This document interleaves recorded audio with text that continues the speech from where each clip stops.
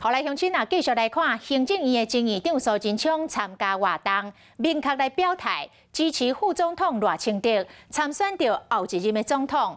啊，现任的行政院长陈建仁嘛讲赖清德是一个真适合的人选。啊，若国民党要派者出来参选，也未超好势，也咧起内乱，嘛使得国民党的政党的好感度来落降。间接影响到参选人民调的结果。根据着美丽岛电子报上届新的民调，2024年的总统大选，若是三卡都，安尼国民党不管是杀侯友宜，或者是郭台铭，或者是朱立伦出来选，拢总输予赖清德。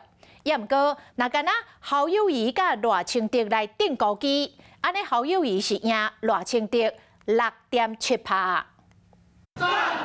苏贞昌伫卸任行政院长了后，头一摆公开出席活动，来到新北市参加主题兵吴秉瑞后援会春酒。副总统赖清德嘛来一个入场，民众一直喊口号，袂输是选举的造势。拜托大家，咱坚决来支持赖清德选总统，好唔好？民进党党内总统的初选未正办，苏贞昌先表态支持赖清德。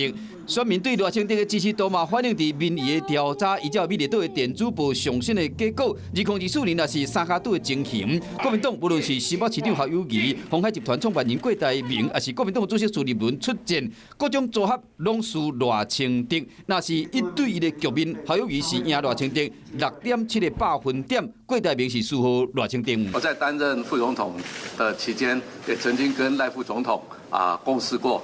我发现他是相当优秀、相当合适的人选。甲民进党比较起来，国民党2024到底要派什么人出战，要超袂平。国民党延续9合1胜选的气势，还阁唔知影，因为为政党的好感度来看，国民党去年12月份是39.7%，即马变31%，民进党是为34.5%，增加到39.6%，安尼甲算算呢，差14个百分点。我在讲国民党内斗。往内互打，把国民党自己打垮掉，有这种蛋的政党是非常少见的。郭台铭夫人伫昨嘛真罕见的 IG 讲出伊的心境，讲纷纷扰扰随风而去，这话引起真侪人的猜测。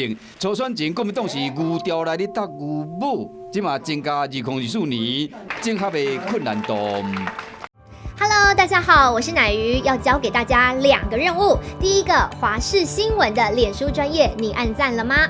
还有华视新闻的 YouTube 频道，赶紧订阅起来，还要记得按赞，开启小铃铛哦。